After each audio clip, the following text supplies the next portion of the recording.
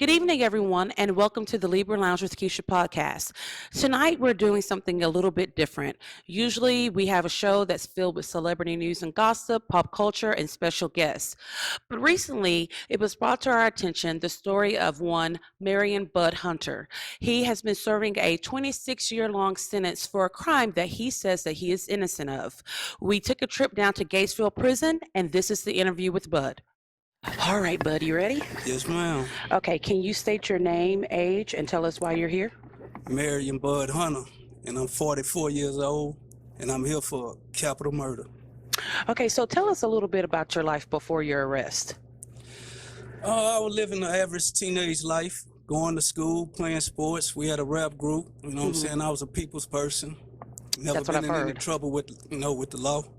Okay, so you'd never been arrested before or anything? No, ma'am.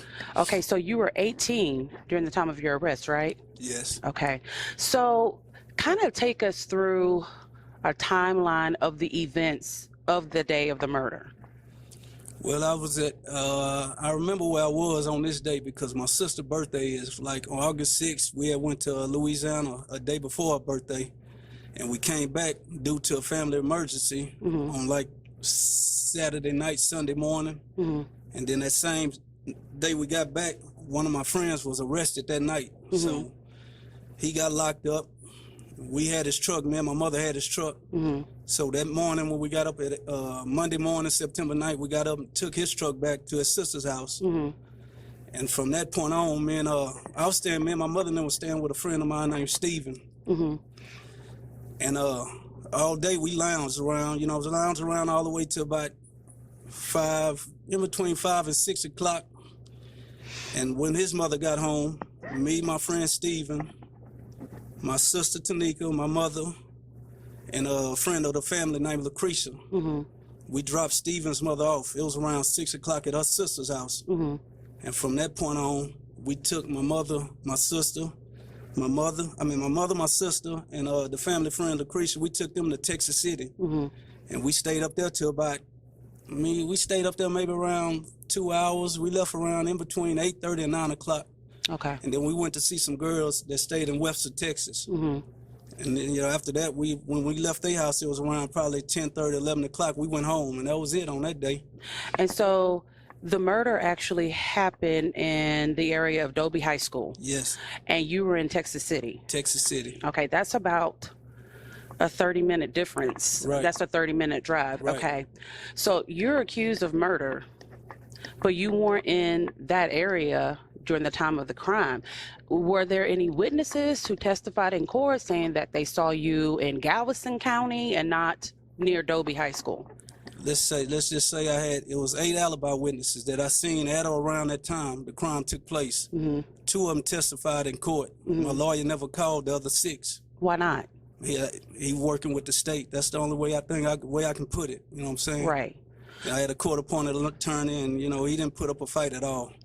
So you had 2 witnesses that said that you were in the Texas City area, Right. so we can even say the Webster area, Right. during the time of the murder. Right. And then there was 6 additional witnesses that were never called? Right, never called. Okay. Did you know the victim? I didn't know the victim. To this day, I still don't know what he looked like. Really? Right. Okay, so you'd never seen him before? You weren't over there playing basketball with No. him? Nothing like that? Nothing. This whole case was foreign to me up until the point I got arrested. So, both your sisters were on the show, and they Right. kind of, they gave us, certain details from that they knew. But when we got done, I'm like, it's really time for Bud to be able to tell a Right. story. Right. So what happened whenever the cops came to the high school and you were called to go to the office? Well, they called me to the office, introduced me to Detective Scoggins, Okay. and he asked me, did I know what I was in the office for? I told him, no, sir. And then that's when he told me, we have you as a suspect in the murder, and we would like to take you down for questioning. From then on, they put the handcuffs on me, and they never read me my rights. And they took me down to the station. Once we got to the station, Well, hold on. Let me ask you something real quick. So this happened at school. Was there a school counselor in there with you? Was there a no, principal in it there was a with you? assistant principal. He was the only one. He the one came and got me out the hallway. Was he Yeah. in there when they started questioning you? If I can remember correctly, I believe he was. And he didn't say anything like, you No, know ma'am. what, maybe I should call his mom? No, ma'am. Or that just seems so odd to me that no Right. one, even though you were 18 at the time, Right. to me that's still a child. I mean, Right. we don't know anything about being questioned by a cop. So did you ask at that time, like, can I call my mom? No, I didn't ask to make a call until I got down to the station. Okay, so so why did they handcuff you if you weren't under I have arrest? no idea. And so when they handcuffed you, the AP who was in the office with you didn't ask, why is he Didn't say being nothing. handcuffed? They said nothing. Said a word. No. Okay, so you had no advocates for you at all? No. Okay, so now you're going down to the station. On the drive over, do you ask them any questions? Nope. Quiet the whole way, just wondering, what's going on. Okay. I don't know nothing about what they talking about. Okay, so once you're at the police station, tell us how everything went. Well, they put me in the office. Detective Scoggins went through the usual, asking me where was I at on the, the day of the murder, around the time, the murder was committed or whatnot. And I'm telling him, who I was with, just like I told you earlier. I told him where I was, I wasn't in Houston. Told him, we dropped my mother and them off, in Texas City, stayed down there until about 8:30, 9 o'clock, and then we went to Webster, and I kept telling him this over and over. And he kept asking me kind of the same questions, over and over, trying to, Trying to catch you in a lie. Yeah. Okay. So they're questioning you. You're telling them over and over again, Right. I wasn't even on this side of the town. I don't even know the victim. So I was going to ask you, why didn't you request an attorney? Yeah, didn't know. I had never been in any trouble. Because you're so I didn't 18. know. Right. I didn't know. Because that's what, everyone asks, well, why didn't he request an attorney? And I'm thinking to myself, if I were 18 and I got arrested, I'd just be crying for my mama. Right. You know what I mean? I wouldn't even think to, request an attorney. Right. Did they ask you if you wanted an attorney? They didn't ask me nothing. Okay. So what was the phone call like when you got in touch with your family and told them that you'd been arrested for murder? Oh.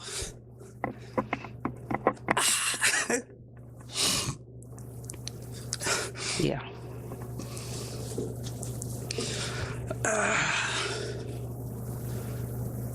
Well, it was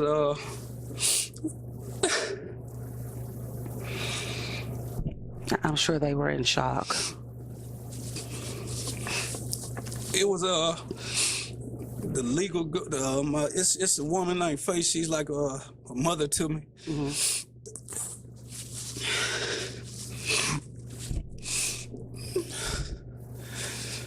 When I called, she was screaming.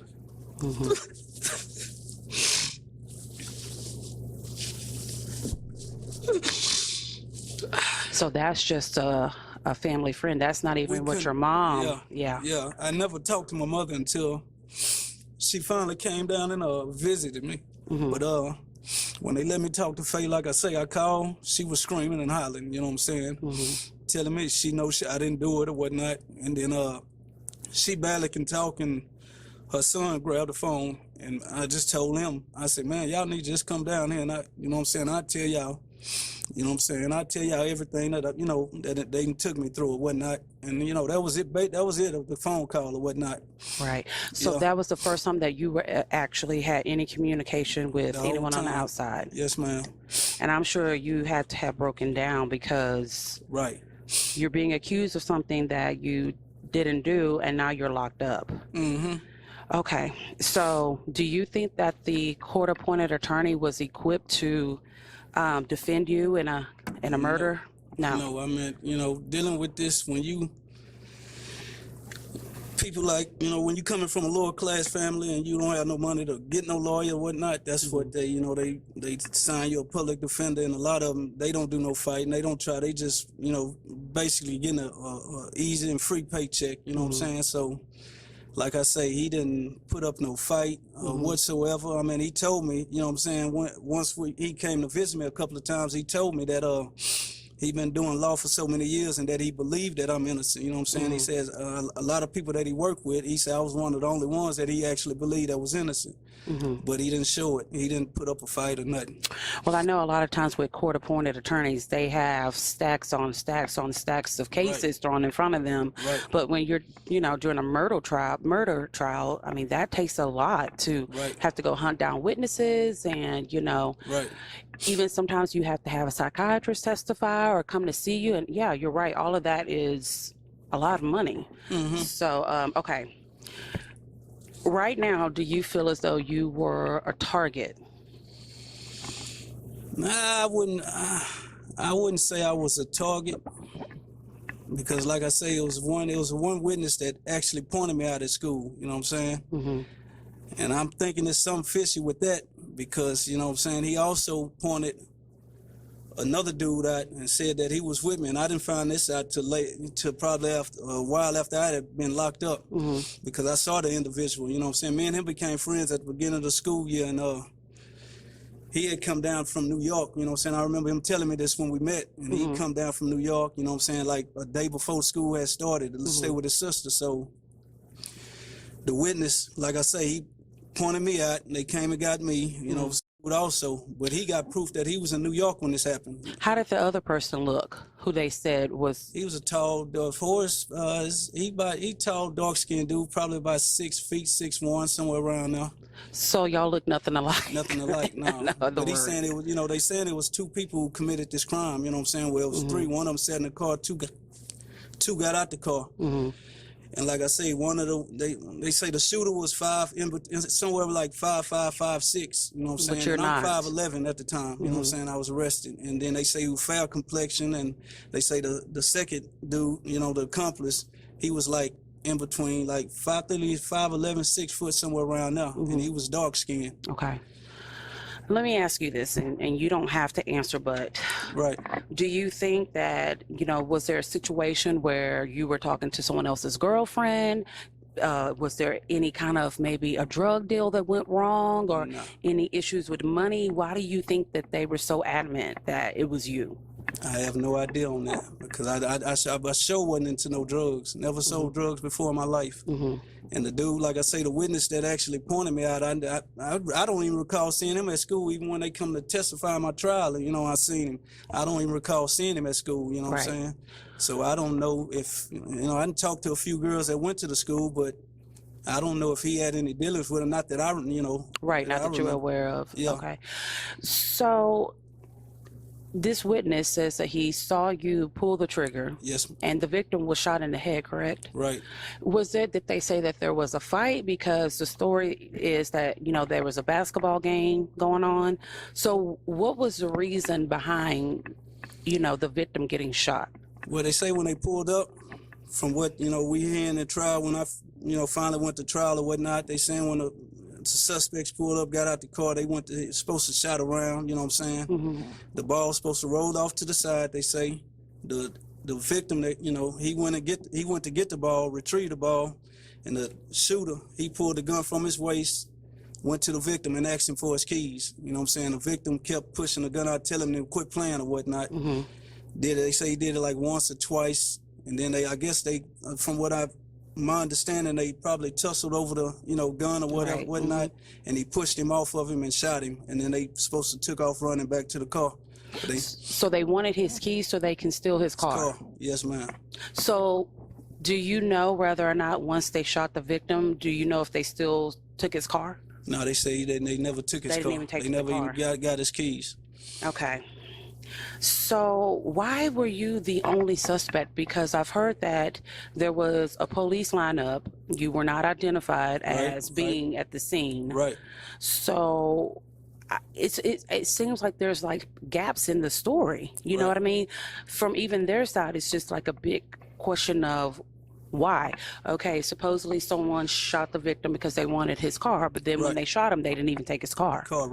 So I'm still trying to figure out where you fit into the story. I have no idea. Like I say, I was just pointed out by this one individual, and next thing you know, I was down at the police station, you know what I'm saying? But I believe that, like I say, listening to everything that happened, You know what I'm saying? The way everything transpired when they say the Hispanic dude kept telling him to quit playing, I mean, to me, I'm thinking, you know, he actually probably knew the suspect. Right, because to me, if it's for him to say quit playing, And that is pushing the something, gun out, yeah. yeah, that's someone you have known, you've Right. seen, you've had some kind of interaction with at some point, because Right. otherwise you would have been like either trying to fight or just throw him the keys. Give him the keys, yeah. Right. That's if you don't know him, that's what I was Right. thinking at the time. If he didn't know him, I believe he would have, you know, ain't no way. I mean, not me. Yeah. I wouldn't have I wouldn't have put up no fight if I don't know Right. you. You asking for my keys, I wouldn't have. No. You know, and then putting up a fight is one thing, but the fact that he said quit playing is the right, thing that right. rings a bell to me. Like, you would Right. only say that to someone that you knew, because otherwise you would think, okay, this person isn't Right. playing, they're serious. And then one thing is also the individual that pointed me out. I remember seeing in the witness statements when the car came around that the suspects got out, he thought he recognized somebody in the car. So me, you know, my job, this is just me assuming, you know what I'm saying? I'm assuming that he may know the individual who done it and just trying to put it off on someone else. Yes. So let's say that that is what happened, that he knew who the real killer was. But still, why would he pick you? Yeah. That's why I asked the question, was there a girl involved? Was Right. there a drug deal involved? Was there money involved? Like, did you embarrass this kid somewhere? Like, why did he have animosity towards you that he would pinpoint you as a murderer? But here's the thing about that, and this is another thing I think he trying to put it on me, you know what I'm saying? Because he might know it, because since I've been incarcerated, I met a dude over here. We came, you know, like brothers. He ended up getting shifted to another unit, and he knew about my case. And, you know, this when inmates can write each other. So when he got over there, he overheard two dudes on the rec yard talking. He overheard one of them telling the other one that he shot a Hispanic guy over a car and that somebody else got time for it. So when he heard it, he stopped talking to his homeboy. My homeboy stopped talking to his homeboy and went over there and started talking to these two dudes. And in the letter, he was telling me that, you know, the dude basically told him everything, and that he only got 5 years for another case. You know, he said, man, what you over here for? This is the dude that actually did it that's over here with, you know, with me. He's saying y'all favor. That's what he said. Y'all favor each other. Okay. You know what I'm saying? So when my investigator, you know what I'm saying, when he went to digging and he actually found out who this dude was, you know what I'm saying? He went to my homeboy's unit. This was like probably about a year and a half ago. Okay. And he talked to my homeboy, but my homeboy being from the streets, he don't want to snitch. But he basically, in so many words, telling my investigator that this is a dude. You know what I'm saying? He's saying he fit the description of the one who told him this story. So when they went and did a background check on this individual, I mean, I don't think it's a coincidence that when they pull up his records, he got a long criminal history. And every time he got arrested, the address he give is close to this crime scene Where it it's happened. happened at. You know what I'm saying? Okay. And then, you know, me and him got, you know, they sent a picture of him to me, and me and him got similar face features. I mean, we don't look alike, Right. but we got similar face, you know, our head and everything. Right. So this is why I'm thinking he probably ended up pointing me out, you know what I'm saying? Trying to put it off on me to get it up off of this dude. I mean, I don't know if he know him or not, or if he actually believed that it was me. I don't know. Did your friend tell you the person's name? He never said the name. When I wrote him back and told him get the dude name and number along with the one that was with him, he wrote back and said that he had left that Friday and went home, because he said he had, in the letter he said, when he wrote me, he said, man, a dude finna go home this Friday. But he never did get the dude name and number. Oh, so there's no way of finding out who this guy is? I mean, we know who he is now. I mean, we basically, like I said, so many words, you know what I'm saying? There were 4 pictures my investigator took to my homeboy, and he showed him. All these dudes had left their unit around the time my homeboy wrote this letter. And he discluded 3 of them, but he told him this one fit, you know, description of the one. And then, you know, he had the same amount of time to what my homeboy said he had in that letter, you know what I'm saying? And he went home not too long after, you know, that letter was written. So that's why I'm assuming that this is a dude. And he's locked up now to this day. From what my investigator told us, he's locked up on the deadly conduct charge on another unit. He had got 35 years for it. So, but as of yet, we haven't had anybody, you know, to look into it or go talk to him or not. What's his name? I can't remember. I remember my sister know his name. I remember his name. Okay.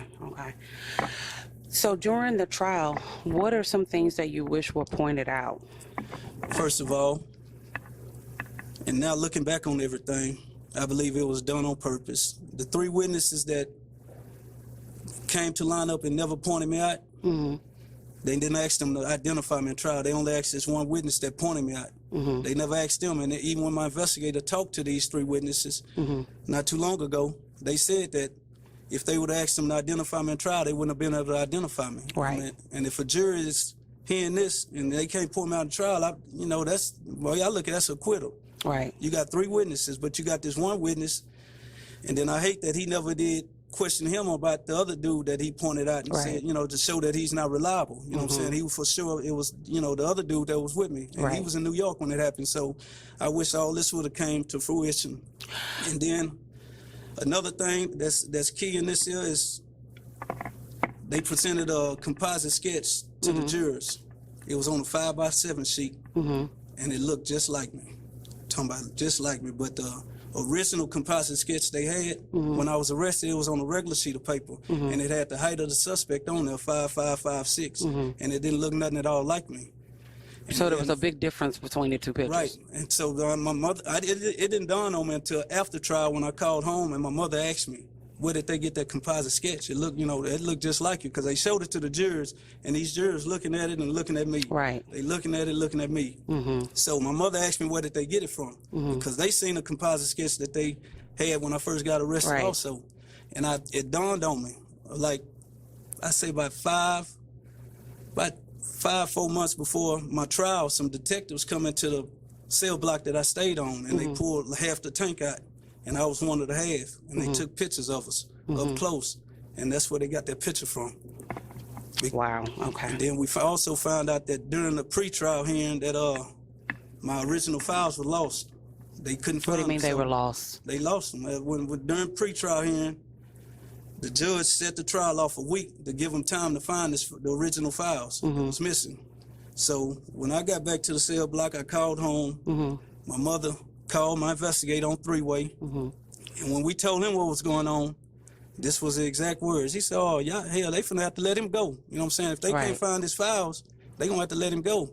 And that wasn't when the that case. week came, my lawyer never put up a fight. He never put up a fight, and they never found. I think to this day, there's probably still missing my original files. They let them use the DA's copies. You know what I'm saying? Oh, really? Yeah.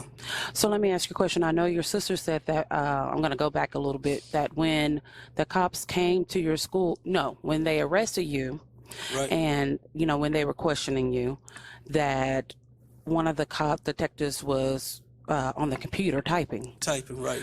So what did you think that he was typing? I didn't know, but we're going to rewind back before this here, because while he was talking to me when I first got there, I kept telling him I didn't do it, don't know what happened or whatnot, you know what I'm saying? I would tell him who I was with. After all this transpired, he asked me if I would I be willing to take a polygraph test? So I told him, yes, sir. So I went in the room, took the polygraph test, the officer that's taking the polygraph test. We took it, I finished it, and after I finished taking the polygraph test, the officer was talking to me, he's saying stuff like, well, he say, what kind of grades you make in school? And I'm telling him A's, B's, C's, D's. He said, well, a jury is not going to believe you over some 12 and 13-year-olds who making straight A's. You know what I'm saying? He telling me this. He said, either way it go, you know what I'm saying, you probably end up getting convicted because, jury is not going to believe you over them. You know what I'm saying? So because your grades, if you have a D, means you're a murderer. All this going through my mind that it's like, it's more than one witness saying that I'm doing this. Right. Even though I know I didn't do it. I'm not nowhere around. So where did he get the 12 and 13-year-olds? Like, how does that fit into anything? That's how old they was. The witnesses was. The witnesses were 12 and 13. The Hispanic that got killed, he was the oldest. They say he was 17 at the time. Okay, and the other witnesses were 12 and 13. 12 and 13, and then he also brought up the point that after my polygraph test, and he telling me all this, he also brought up the point that he like, well, it's a capital murder case. I don't know if they're gonna seek the death penalty on you or not. And automatically I started thinking about this dude named Clarence Bradley that was on death row for something he didn't do. You know what I'm saying? And Gary Graham was at the time confessing his innocence. So all this going through my mind. And I'm telling them over and over, I didn't do it, I wasn't there. I even told the dude that took the polygraph test, I said, well, maybe, whoever did it, they must have looked like me. It wasn't me, I wasn't there. He didn't even tell me that I passed the polygraph test or not. But you did. But I did. So, you know what I'm saying? And I can't remember exactly what he was saying, but he was saying some other stuff. So it was like, I'm tired, I'm ready to go. So at that point, I like, I kind of like shook my head and I told him, this is my exact words. I told him, I guess I say I did it. And he said, you did it? I said, I guess I say I did it. So he got on the phone, called Detective Scoggins. Detective Scoggins come and got me, and we went back up there. And when he started questioning me this time, he was like, well, what happened? And I was like, I can't tell. I don't know what happened. I wasn't there. I mean, you know what I'm saying? He said, well, what kind of gun it was? I said, man, I'm telling you, I don't know. I mean, I was not at the scene when this happened. I don't know I can't tell you what kind of gun it is. And the whole time he typing. This time around he typing. You know what I'm saying? But it's not clicking not in your head. Registering that he typing up a confession. A confession, yeah. Right. Because like I say, I can't give you a story. You know what I'm saying? I told this dude, I guess I say I did it, but I can't give you no story because I wasn't there. Right. And then after he finished typing this up, you know what I'm saying, he went out the room, come back a little while later, and he got everything typed up and he put it in front of me and he asked me, you know what I'm saying, sign it. I never did read it or nothing. You know what I'm saying? I'm thinking I'm still finna go. I know I didn't do nothing. So you thinking you're gonna sign this and go home? I'm tired. And he never said this is a confession? He never said none of that. Did he say you need to read this? No. He just told you to sign it? He asked me to sign it. So after you signed it, what happened? After I signed it, that's when they end up taking me and putting me in the lineup. You know what I'm saying? Even then, I mean, they had me thinking that somebody picked me out of lineup. You know what I'm saying? I didn't find that out until my lawyer come and talk to me when they assigned him on the case, and he told me, well, you wasn't picked out of lineup. I said, I wasn't. He said, no. As I told him, I said, they had me thinking, somebody picked me out of lineup. He said, no, nobody picked you out of lineup. So they were making you feel as though there's witnesses saying that they saw you. They've got evidence that you did this. So as an 18-year-old, you're thinking, I'm screwed. Right. So let me do what I can to kind of get out of this situation. And then, in that process, I was also asking to make a phone call again, and they be like, we'll get to that, just, wait. Right. And it wasn't until after all this was over and they charged me when they let me make the phone call. So when they told you that you're being arrested and you're being charged with murder, what did you do? I just dropped my head. I mean, I ain't nothing I could do. Did you cry? Did you scream? No, but I couldn't. I mean, it just really ain't registered yet. You know what I'm saying? It's shock. Yeah. Right. I mean, it ain't registered really until I believe I made that phone call when I heard my legal guardian at the time when she was hollering and screaming. That's when it kind of registered. Have you spoken to the victim's family, or have they written to you, or were they there during the trial? Yes, they was there. So during the trial, I don't want to skip the fact that a young man was killed. Right. So you're there. You're being charged with something that you're saying that you haven't done. Right. And did the victim's family say anything to you, or did they testify or anything like that? No, none of that happened. So was there anyone who got on the stand who did know the victim, that said anything about the kind of person that he was, that would give any kind of indication of why this happened to him? They didn't go through none of that. No. They didn't go through any of that? Okay. My trial only lasted 2 days. So 2 days for a capital murder trial? 2 days. Okay. Is there anything that you didn't share with your family about the case? No, they know everything. They know everything? Yes, ma'am. Okay. So there's no gaps. I mean, you didn't know this guy. Right. You didn't know the guy who identified you as the shooter. Right. Had you ever even shot in a gun before? No, one time, and I told the detectives, I told them one time I shot, and it was on New Year's Eve at my Amy's house. Her husband let me shoot the gun, in the air. That was it. That was the only time I ever shot a gun. So from the time that the murder happened to the day that they came to your school, what was the time frame in between? Well, I think I got arrested September 7th. The murder happened August 9th. So about a month. Yeah, and they had already questioned other people from my understanding, you know what I'm saying, but they never, I guess, came up with anything on that.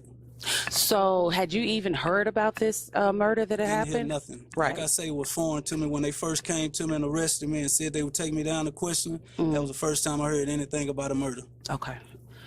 Let's see. If you could get a new trial, right, and there was new evidence that's found, and you're a free man, right, what plans have you made? Any plans for that day? As far as if the case gets reopened and you get another trial? Talking about as far as me walking out, getting out? I mean, I plan on celebrating, you know what I'm saying? For sure. Going out, you know what I'm saying? Like I told my sister, my first thing I want to do is go sightseeing. Yeah. I'm big on scenery, you know what I'm saying? Well, I have to tell you,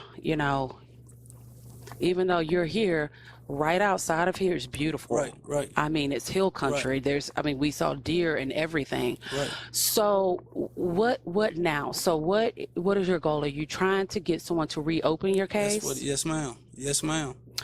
Has anyone gone back and just, I know you said you guys hired an investigator, which I know that has to be extremely expensive. Right, right. To go through the trial. But then you said that the evidence, your file folder, it still hasn't come up. Still haven't. So what they're only basing it off of, there's no DNA evidence, right? Nothing. They only have one witness who said that it was you. One witness, yes, ma'am. And then you have 8 witnesses that said that you weren't anywhere near there. Which only 2 of them testified. So let's say that you get to walk out of here. Let's say you get to walk out of here in 2 or 3 years. Mm-hmm. What kind of career do you want to have? Do you want to get married, have kids? Yes, that's one of the top priorities I want to do is, I want to experience, the marriage life, settling down, and if I don't have any kids, I have nieces and nephews, that's like kids to me, so. Right. And I plan on traveling. I want to Right. travel, and once, God willingly, I get up out of here and they pay me, I plan on probably starting, some kind of business or whatnot, What kind of business? Right now it's up in the air, but I plan on talking to a few of them. I got friends that I met in here, that, we like brothers, like family, and I plan on talking to them and, coming together and us coming together and starting a business, and I will fund it, Yeah. Well, I can tell you this. I have the married life, I have the kid life, Right. and I have the business life. My own business life. Right. It's a lot. It is a lot. There's Right. days I'm just like, I just want to stay in bed. So you do have plans and you do have goals. When I was interviewing your sister, Right. the whole case is sad. Right. But the saddest part about it was that I'm like thinking 26 years, you got locked up when you were 18, Yes. you're 44 now. Yes. All the things, I was talking to my husband, I'm like, he doesn't even know about a smartphone. Right. You know what I mean? That wouldn't. Like when you got locked up, it was still VCRs. Right. Now it's been DVDs, it's been Blu-rays, now it's live streaming and Right. things like that. Right. Like it's a whole new world. Yeah. So it would be It'd like a baby learning how to walk. exactly, it would be a Taking baby total steps. culture shock. Right. Donald Trump is our president. Right. Right. Yeah, I mean, it's just I thought about that. I was just like, Right. wow. I'm like, you've had to miss, your siblings getting married and having their kids and, things like that. And I'm just like, it's sad. Yeah, I missed a lot and it hurts, but I continue to keep my head up and, keep hope. If you lose hope, you lose everything, So, How do you keep your head up? I know it's somebody out there that's in a worse situation than I am. So, it's people that didn't even wake up this morning. Here it is, Right. I'm still breathing, so it's still on. Okay. So where's everything at right now to possibly get you another trial? Well, first we got to get somebody to help. As far as we don't have no attorney as of right now. The investigator just finished doing what he investigating. So now it's all about is trying to get an attorney, and hopefully, my main thing is I would like somebody to go talk to the district attorney, Kim Ogg, and bring all this in front of her, because I done read certain articles where people presented stuff to her and she seen red flags in cases and she reopened. It's a couple of cases I know of for sure that she reopened because she seen a bunch of red flags in the case. So you want to have your case in front of her? Yes, that's one of my main goals as far as trying to get her to hear this. So I mean, we do have some people that are looking into it. Right. I mean, none of us are experts Right. at all, but we do have people that are looking into your case and people that are researching and people that want to track down all these witnesses. Right. So we're doing what we can. But after I, interviewed your sisters, when we were done, I was like, he needs to be able to tell his own story. Right. You know what I mean? Right. You've had so many other people telling your story, but no, it's totally different coming from the actual person. Right. You know what I feel mean? you. Yeah. Because everyone paints a picture of, whenever someone's been told a story, you have to paint your own picture of how that person is. Right. So that's why I wanted for my audience to be able to hear your voice, hear your story, see your face. So that this is, you know, this is Bud. This is who this is. This isn't just Right. someone who's in prison. This is, you know, this is a son, a brother, an uncle. What do you miss the most about being at home? It's just the small things, you know what I'm saying? It's just, you know, hanging out with my brothers and sisters, you know what I'm saying? Being with my friends. Right. Right. And now it's crazy because in 26 years, I mean, some of your siblings they weren't even legal. Right. And now, you know, they've gone on, they're adults now. So it's almost like, you know, if you were to get out tomorrow, you have to reestablish relationships with people. Right. You know what I mean? Because it's one thing for them to come here and visit you, but, you know, you being out, like you can say what you want to eat. You know what I mean? That's the part I think that's just the hardest. Right. I met your mom. Right. She told me, she's like, Bud wants me to tell you his last name is Hunter. I said, I know. I said Douglas like 500 times. I felt so bad. Yeah. Because I was, you know, used to saying your brother's name. Right, and right. I was just like, I know, I'm so sorry. But your family is just, I mean, they truly have your back. Right. And a lot of what they're doing, you find that with, you know, people who have recently been sentenced, you know, but here it is 26 years, yeah. and they are still just as adamant about, you know, he is innocent. He needs to be let out. How is life in prison? Like, what is the day-to-day for you? Just waking up, you know what I'm saying, going to rec, you know, basically I'm talking about, this is what I've been doing since I've been in here, going to rec in the morning, you know what I'm saying, What I kind of watch work? sports, you know, sports center in the morning, you know, go to rec, work out, come back in, you know what I'm saying, lounge around and go to work, come back in from work, you know what I'm saying, watch a little TV or read some books, and that's it. I mean, it's torture. What is your job here at the prison? I work in the infirmary. I'm an SSI back in the infirmary. Okay. Yeah. Well, is there anything that you want our audience to know? Well, if I got time, I would like to, it's a poem I wrote. How are we on time? Does he have time? Yeah, you've got time. Oh, so you're a poet. Yeah. Excuse me You're good. if I mess up, because this was a spur of the moment thing. Okay. But it's called Injustice. It's a, do I look like the person that did it? They say I fit the description. Now the news flashing my picture. DA is promising a conviction. Tell them that I'm innocent. They do not want to listen. No, I didn't rob that young man, and no, I didn't kill him. Now I got to do the time, even though I did not commit the crime. My whole family is devastated. I can still hear my sister and mother crying.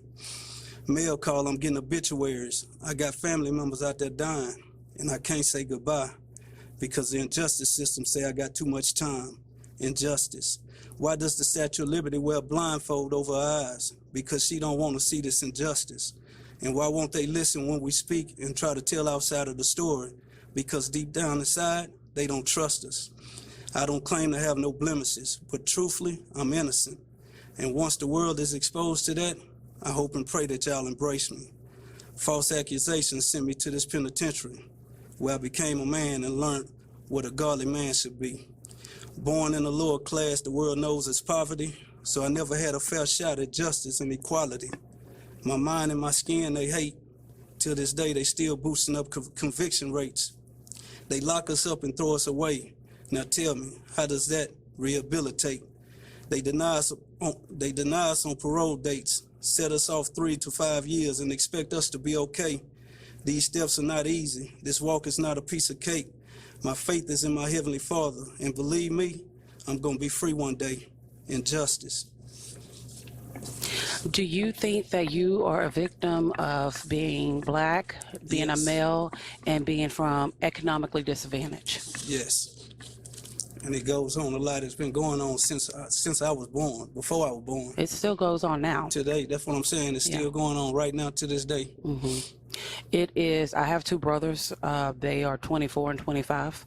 Right. And, it's me and my mom have to tell them that, no, it's not fair, but there's a certain way that you have to act Right. because you are the target. Right. Right. So when you're out at night, don't drive a certain way. Right. Make sure you use your blinker.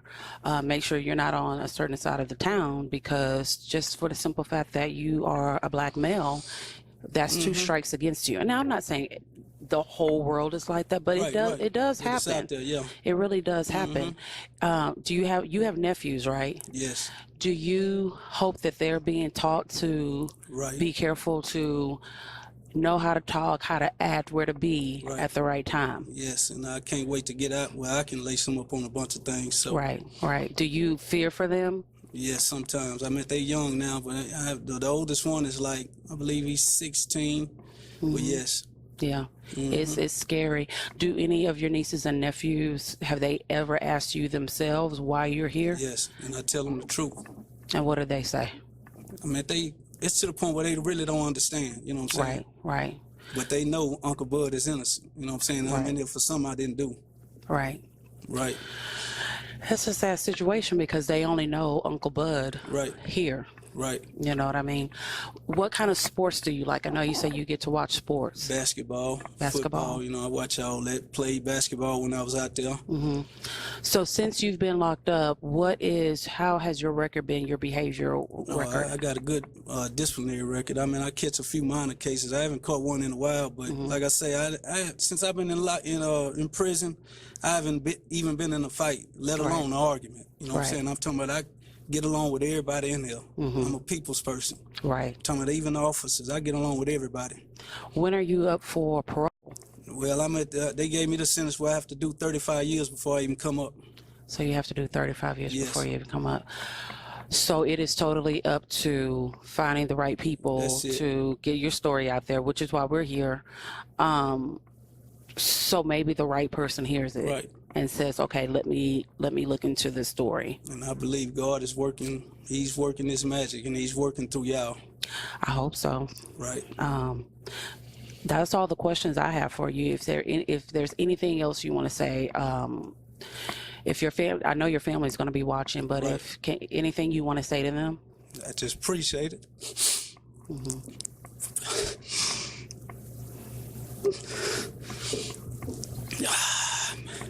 I just appreciate everything they're doing for me. Right. You know what I'm saying? Yes. Can't begin to put it into words, what it means to me. Right. And that goes for, you know what I'm saying, everybody that has their hand in this. Right. Whether it's friend, family, I mean, y'all. Okay. Well, people are talking.